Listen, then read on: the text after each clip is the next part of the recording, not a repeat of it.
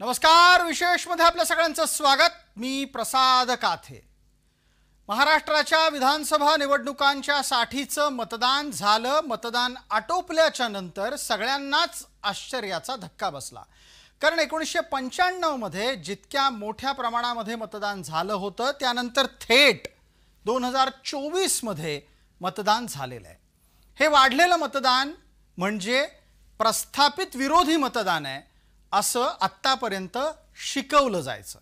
पण प्रत्येक वेळेला मतदान वाढलं याचा अर्थ जे सत्तेत आहेत त्यांना सत्तेतून दूर करण्यासाठीच ते मतदान आहे असं अजिबात नाही. हे गेल्या 2-3 निवडणुकांमध्ये आपल्याला कळलेलं आहे. 2014 असेल 2019 असेल या दोन्ही निवडणुकांमध्ये अतिरिक्त मतदान होऊन परिस्थिती देशात बदलली आहे हे आपल्या सगळ्यांना माहिती आहे. पण याच्याही पलीकडे जाऊन मुख्य मुद्दा आहे की हा टक्का कोणामुळे वाढलाय. नरेंद्र मोदी यांच्या करिश्म्याच्या परिणामामुळे की निवडणूक आयोगानं घेतलेल्या मेहनतीमुळे. या सगळ्यांची उत्तरं आजच्या विशेषमध्ये.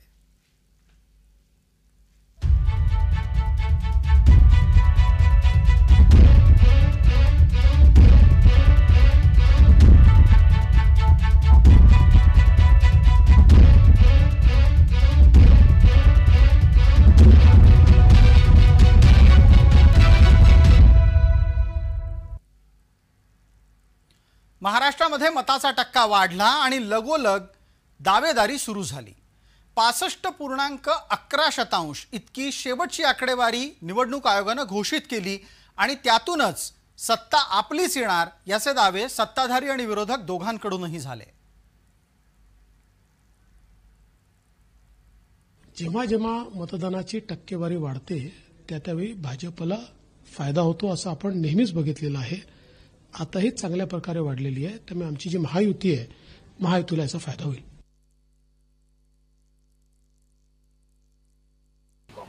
पावणे 200च्या वर महाविकास आघाडीच्या जागा येतील आणि 75च्या जवळपास आहे. त्याच्या पुढं हे काँग्रेसचे आमदार निवडून येतील. चर्चेला पुढे नेत असताना आपल्याला काही तपशिलाची गरज आहे. पटकन आता ग्राफिक्स आपल्या डोळ्यासमोर येत आहे. महाराष्ट्रामध्ये लोकसभेत किती मतदान झालं होतं आणि विधानसभेत किती त्याचा हा तपशील आपल्या समोर आहे. महाराष्ट्रात 2024 मध्ये 2 निवडणुका झाल्यात. एक लोकसभेची एक विधानसभेची. मतदार लोकसभेसाठी होते 9,29,00,000, विधानसभेसाठी 9,71,00,000. मतदान झालंय लोकसभेला 5,72,00,000 मतदारांचं. तर हा आकडा विधानसभेला वाढला आणि मतदान झालं 6,32,00,000 लोकांचं. म्हणजे सुमारे 60,00,000 लोकांनी अतिरिक्त मतदान केलंय. या टक्केवारीतलाही फरक आपण लक्षात घ्या. 61.57% आणि विधानसभेला 65.11%.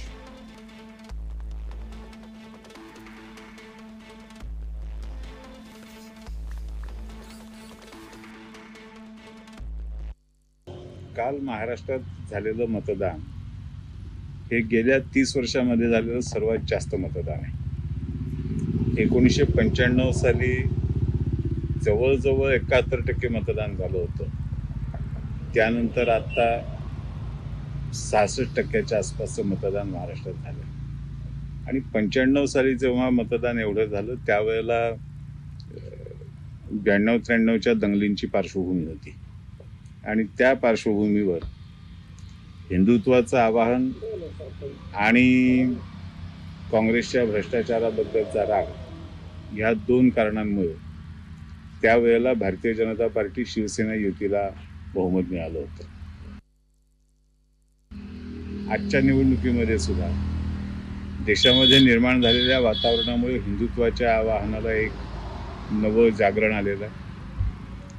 महाविकास आघाडीच्या 2.5 वर्षाच्या सरकारमधला भ्रष्टाचाराचा अनुभव जनतेने घेतलेला आहे आणि ठप्प झालेला विकास बघितलेला आहे.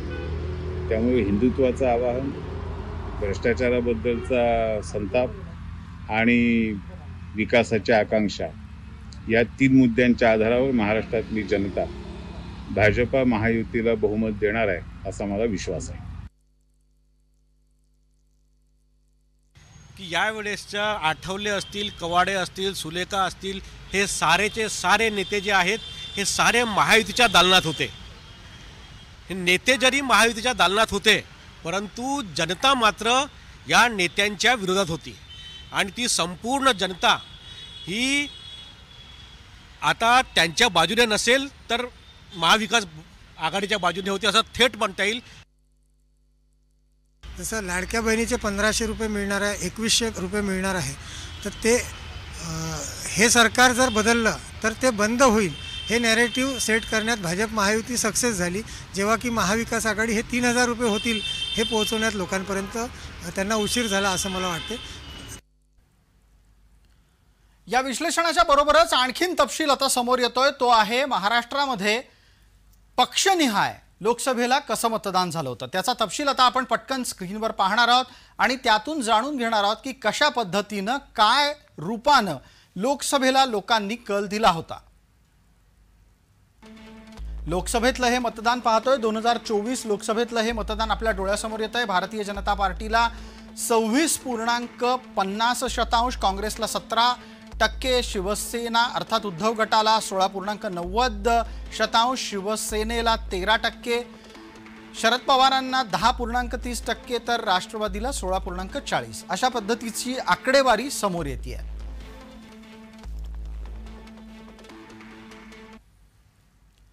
एका बाजूला हा तपशील समोर असला तरी दुसऱ्या बाजूला आपल्याला आघाडी आणि त्याचबरोबर युती यांना कसं मतदान झालं ते पाहायचं आहे.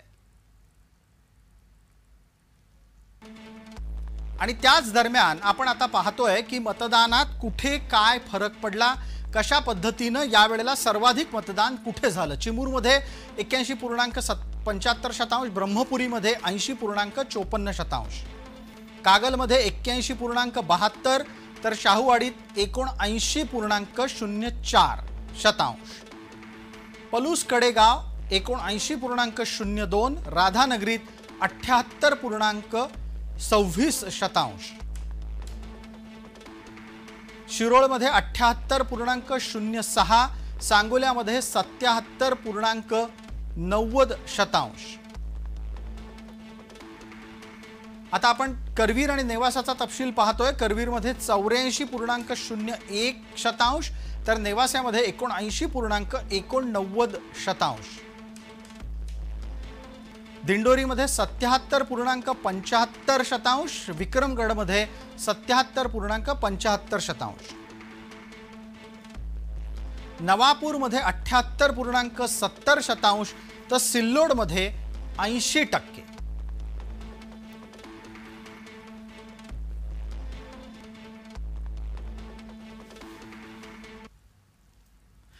यातला एक महत्त्वाचा भाग आपल्याला लक्षात आणून देणं गरजेचं आहे, तो म्हणजे असा की सर्वाधिक मतदान, सर्वाधिक वाढलेले मतदारसंघ हे पश्चिम महाराष्ट्रातले आहेत.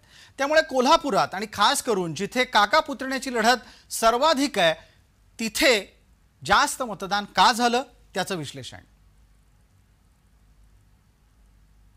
कोल्हापुरात मतदान जास्त होण्याची पाठीमागे 2 कारणं आहेत. एक तर इथं मतदार जागृत आहे आणि दुसरी गोष्ट म्हणजे सर्व मतदारसंघात प्रचंड सोरस होती.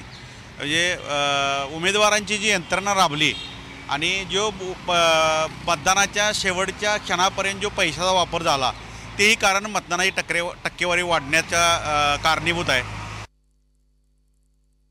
यावेळेचं जर पाहिलं तर महिलांचा उत्साह मोठ्या प्रमाणात आहे. म्हणजे गेल्या 2019च्या तुलनेत यावर्षी 2024च्या निवडणुकीत महिलांमध्ये प्रचंड उत्साह दिसला.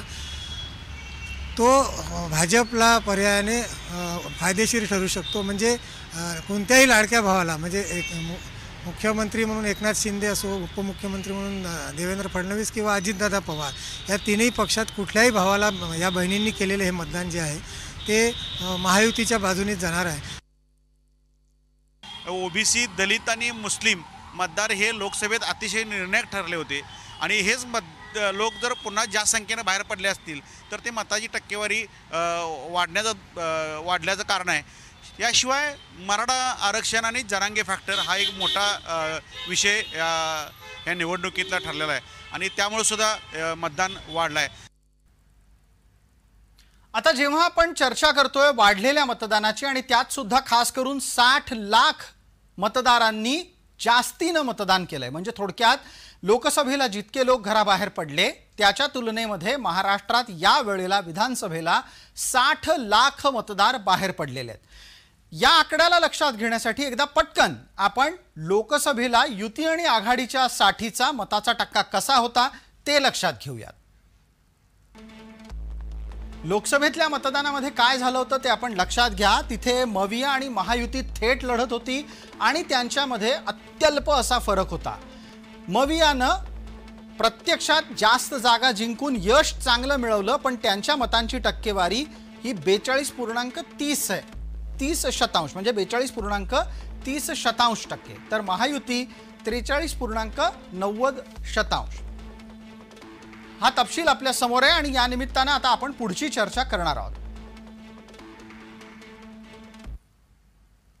आता जर 60 लाख लोक ही विधानसभेला मतदान करण्यासाठी बाहेर पडली असतील तर ती नक्की काय कारणानं बाहेर पडली तेही जाणून घेणं गरजेचं आहे.